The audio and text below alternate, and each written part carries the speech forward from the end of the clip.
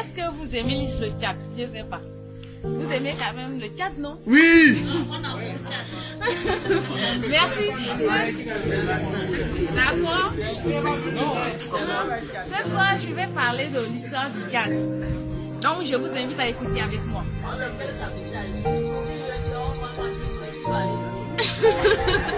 Merci.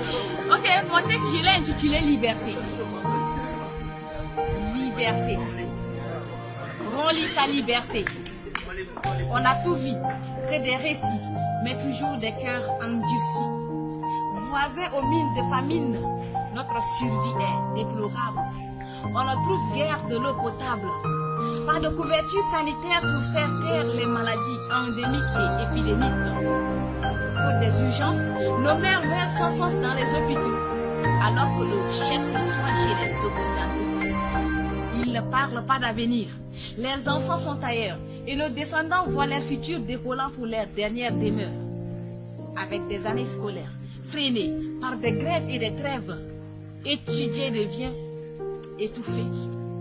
L'eau s'empare de nos ghettos et depuis les airs, l'hélicoptère du chef nous observe comment on crève. L'État pas soucié de nos banlieues, il nous regarde comme des malheureux et tous ces vieux se croient vivre mieux. Ils roulent en jet privé et se disent des généreux et ont des comportements douteux. Et à nos réactions, nous qualifions des haineux.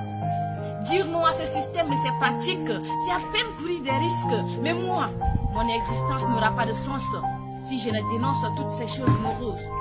Alors pourquoi me taire? Je préfère le dire, le décrire, l'écrire et s'il y a lieu, le réécrire.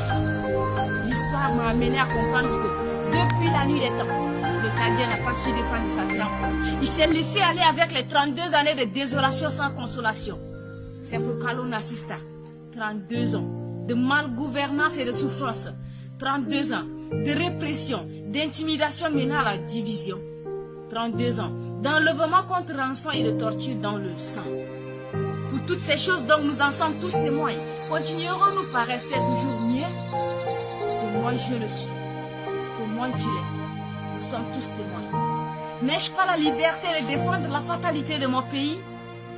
Je me rappelle encore de cette date, le 20 octobre 2022, journée de deuil national, sous un ciel noir, comme si c'était une foire où on exposait sur les jeunes les gaz lacrymogènes et le bruit des balles comme si on était à l'ouverture des balles. C'était des jeunes conscients qui refusent le régime militaire qui impose la vie et le façonnant de l'enfer. Ils étaient arrêtés, torturés, bastonnés par les voyous de la sécurité. Beaucoup ont succombé, des milliers de blessés. Nos mères aussi ont osé en exposant leur nudité, mais étaient également agacées. Oui, gazés et tués. Le Dieu des armées les a étouffés d'exprimer les ras-le-bol, mais ils ont osé. Osé désobéir pour chercher à défier les ordres injustes au prix de leur vie pour la patrie. Triste qu'ils soient abattus par le malfrat du pays. Le peuple est fatigué. Liberté.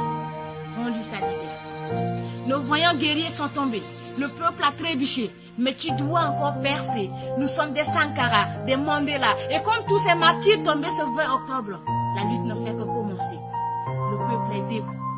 Debout pour se sacrifier à la conquête de sa liberté. Pour un Tchad uni dans l'égalité. Quand on est opposant des peuples forts, tôt ou tard, on finira dans l'état d'ordure de l'histoire. Nous avons besoin de vivre en harmonie et non d'aspirer à la dynastie. Le peuple est fatigué. Liberté. Rends-lui sa liberté. Merci, c'était Bruce la maison.